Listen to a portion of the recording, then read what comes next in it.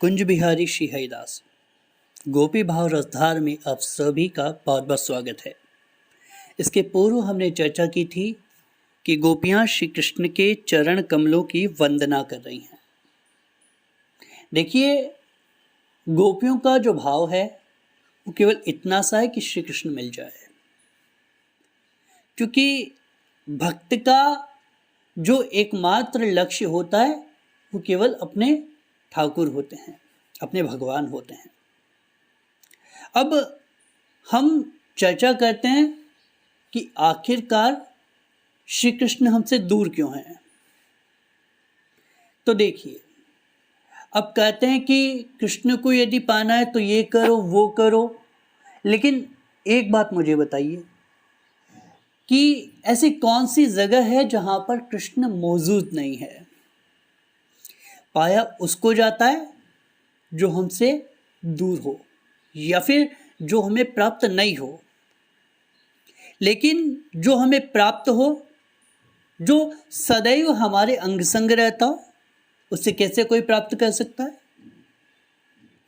भागवत में एक प्रसंग आता है हिरण्याक्ष का, बहुत सुंदर प्रसंग है।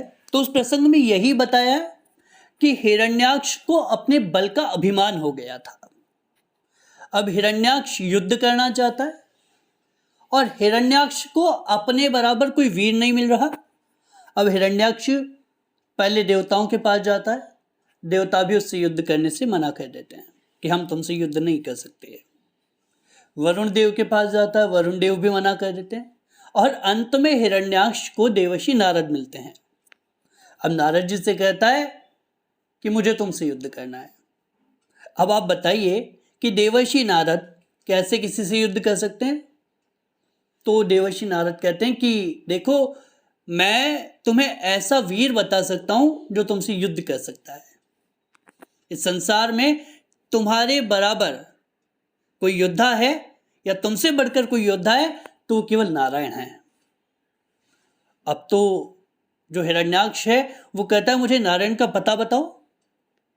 अब हिरण्याक्ष को वैकुंठ का पता बता दिया जाता है।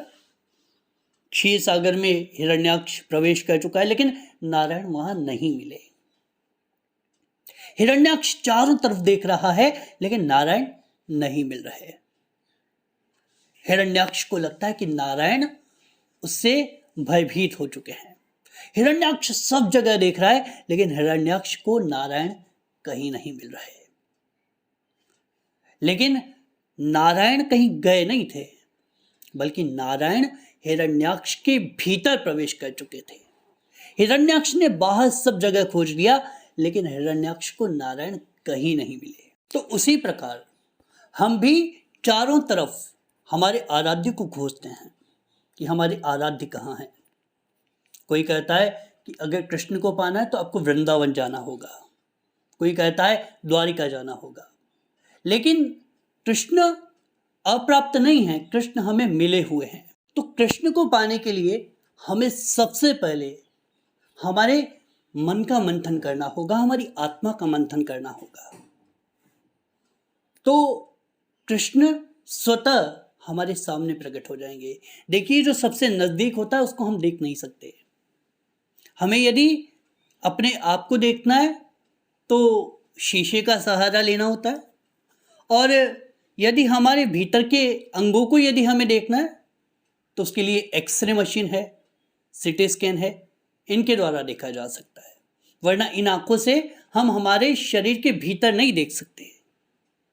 तो जो उससे भी सूक्ष्म है, जो सदैव हमारे साथ आत्मा रूप में विद्यमान है, वो कृष्ण हमें अप्राप्त कैसे हो सकता है। कृष्ण हमें मिले हुए हैं। तो कृष्ण को पाने के लिए आपको सबसे पहले स्वयं को जानना होगा, और स्वयं को जानकर आप समझ पाओगे कि कृष्ण हमसे अलग नहीं है। कृष्ण सदैव हमारे साथ रहते हैं, और जिस दिन कृष्ण इस शरीर से निकल जाएंगे उस दिन यकीन मानिए आपका ये शरीर केवल शरीर रह जाएगा। हमारे शरीर में यदि कोई चेतना है तो कृष्ण की ही तो चेतना है। लेकिन ये बात हम समझ नहीं पाते, और जब तक ये बात समझ आने लगती है तब तक बहुत देर हो चुकी होती है। तो गोपियां श्री कृष्ण को यत्र तत्र सर्वत्र ढूंढ रही हैं, लेकिन बाहर तो ढूंढ रही हैं, लेकिन अपने भीतर नहीं देख रही। उनके भीतर जो विरह बनकर आया है वो कृष्ण है। कृष्ण कभी याद बनकर भी आ जाता है। तो कहने का मतलब केवल इतना है बंधुओं कि कृष्ण को यदि जानना है तो हमें आत्ममंथन करना होगा। नाम का आश्रय लेकर हमें स्वयं को जानना होगा, और जिस दिन स्वयं को हम समझ जाएंगे उस दिन कृष्ण हमारे सामने हमें खड़े हुए मिलेंगे। गोपी भाव रसधार में आज के लिए बस इतना ही। अगर आप हमारी श्रृंखला से जुड़ना चाहते हैं तो चैनल को सब्सक्राइब कीजिए, बेल आइकन पर क्लिक कीजिए, और अगर आपके मन में कोई भी सवाल हो तो आप हमसे कमेंट बॉक्स में या फिर इंस्टाग्राम पर पूछ सकते हैं। इंस्टाग्राम का लिंक हमने डिस्क्रिप्शन में दे दिया है। कुंज बिहारी श्री हरिदास।